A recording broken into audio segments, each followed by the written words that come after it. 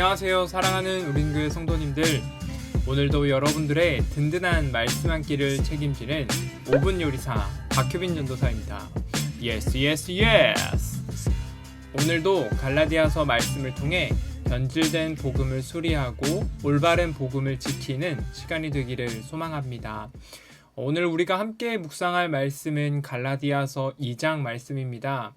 그 중에서도 갈라디아서 2장 11절부터 14절까지 말씀을 우리 이 시간 함께 나누려 합니다. 먼저 갈라디아서 2장 11절부터 14절 말씀을 우리 함께 읽겠습니다. 11절입니다. 게바가 안디옥에 이르렀을 때에 책망받을 일이 있기로 내가 그를 대면하여 책망하였노라. 야고보에게서 온 어떤 이들이 이르기 전에 게바가 이방인과 함께 먹다가 그들이 오매 그가 할례자들을 두려워하여 떠나 물러가매 남은 유대인들도 그와 같이 외식함으로 바나바도 그들의 외식에 유혹되었느니라. 그러므로 나는 그들이 복음의 진리를 따라 바르게 행하지 아니함을 보고 모든 자 앞에서 게바에게 이르되 내가 유대인으로서 이방인을 따르고 유대인답게 살지 아니하면서 어찌하여 억지로 이방인을 유대인답게 살게 하려느냐 하였노라. 방금 저희가 읽은 말씀을 겉으로만 보면 문제가 좀 심각해 보입니다. 바울과 베드로 두 사도가 만났는데 바울이 지금 베드로를 무섭게 책망하고 있습니다.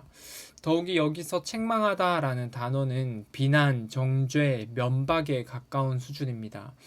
베드로가 누구입니까? 베드로는 예수님의 수제자이며 초대교회 대표적이며 상징적인 인물입니다. 그리고 나이와 경륜으로 본다고 해도 바울과는 비교할 수 없습니다. 그 반면 바울은 베드로에 비해 나이도 젊은 데다가 지방에서 목회를 하고 있었던 이제 갓 목회를 시작한 초임 목회자였습니다.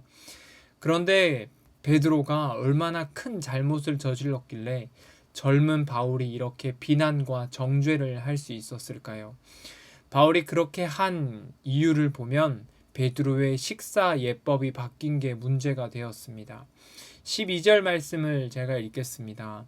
야고보에게서 온 어떤 이들이 이르기 전에 게바가 이방인과 함께 먹다가 그들이 오매 그가 할례자들을 두려워하여 떠나 물러가매.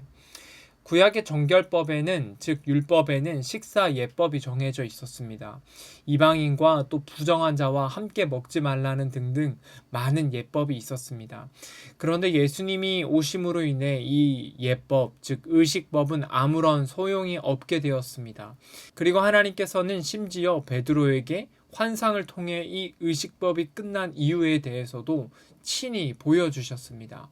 그러자 베드로는 그 환상 이후 유대인들의 비판에도 아랑곳하지 않고 이방인들과 함께 식사 교제를 나누었고 얼마 후에는 이방인들이 믿음으로 깨끗하게 되었다라고 자신의 입으로 증언하기도 했습니다. 그런데 문제는 베드로가 이방인과 밥을 먹고 있을 때 예루살렘 교회로부터 유대 교인들이 갑자기 찾아온 것입니다. 이때 베드로가 취해야 할 바른 태도는 그냥 이방인들과 같이 식사를 계속하는 것이었어야 합니다. 그런데 베드로는 놀라서 밥을 먹다 말고 자리를 떴습니다. 당시 예루살렘 교회는 유대인들이 주류를 이루었고 유대교적인 분위기가 가득 차 있었습니다. 이런 상황 속에서 교회의 수장인 베드로가 유대인 전통을 깨고 이방인과 같이 밥 먹었다는 소문이 나게 되면 교회가 발칵 뒤집어질 것이 뻔했기 때문입니다. 그리고 자신의 정통성마저 의심을 받기 쉬웠겠죠. 따라서 베드로는 교회의 분위기가 복잡해질 것 같아서 또 여러 가지 문제가 일어날 것 같아서 그 자리를 피해 떠나가 버리게 된 것입니다. 베드로가 자리를 뜨자 바울의 동력자 바나바뿐 아니라 그곳에 있던 많은 사람들도 얼른 그 자리에서 일어나게 되었습니다. 이와 같은 베드로의 행동은 오직 예수 그리스도를 믿음으로만 구원을 얻을 수 있다는 하나님께서 베드로에게 계시해 주셨던 그 바른 복음, 진짜 복음을 정면으로 부인한 꼴이 되어버렸습니다. 결과적으로 이런 베드로의 행동은 예수 그리스도도 믿고 거기에다 유대인들의 전통, 즉 율법도 함께 지켜야 구원을 받을 수 있다는 다른 복음을 자신의 몸으로 보여준 사건이 되어버렸기 때문에 이 문제는 기독교의 구원관을 뿌리채 흔드는 사건이 되어버렸습니다. 베드로는 오직 믿음으로 구원 얻는다는 이 복음의 진리를 누구보다 잘 알면서도 그 진리에 따라 행동하지 않고 오히려 자신의 입장이 난처해질까봐 순간적으로 위선을 저지른 것입니다. 바울도 베드로의 이런 행동에 대하여서 무례하거나 교양이 없거나 야비한 행동으로만 보지 않았습니다. 바울은 이 사건의 근본적인 문제, 즉 복음의 진리를 따라 바르게 행하지 않은 것을 문제 삼았습니다. 그렇기 때문에 지금 바울은 단지 베드로의 행동 그 하나를 바로 잡으려 하기보다 근본적인 문제, 즉 변질된 복음을 수리하고 올바른 복음을 지키려 하였습니다. 우리 16절 말씀을 함께 읽겠습니다. 사람이 의롭게 되는 것은 율법의 행위로 말미암음이 아니요 오직 예수 그리스도를 믿음으로 말미암은 줄 알므로 우리도 그리스도 예수를 믿나니 이는 우리가 율법의 행위로서가 아니고 그리스도를 믿음으로써 의롭다 함을 얻으려 함이라. 율법의 행위로서는 의롭다 함을 얻을 육체가 없느니라. 여러분, 지금 바울이 이야기하는 것이 무엇입니까? 진짜 복음이 무엇인지를 다시금 설명하고 진짜 복음을 지키려 하고 있습니다. 복음을 기억하게 하는 것, 복음을 지키고 수호함에는 반드시 은혜가 수반되어야 합니다. 왜냐하면 율법으로는 복음을 지킬 수 없으며 율법은 죄를 깨닫게는 하지만 우리를 구원에 이르게 할 수 없기 때문입니다. 사랑하는 우리는 교회 성도 여러분, 오늘 바울은 자칫하면 복음이 율법주의로 변질된 위협 앞에 놓여 있었으나 그 위기 속에서도 복음을 수호하고 바른 복음을 지켜내었습니다. 바울이 지켜낸 바른 복음, 그것은 무엇이었습니까?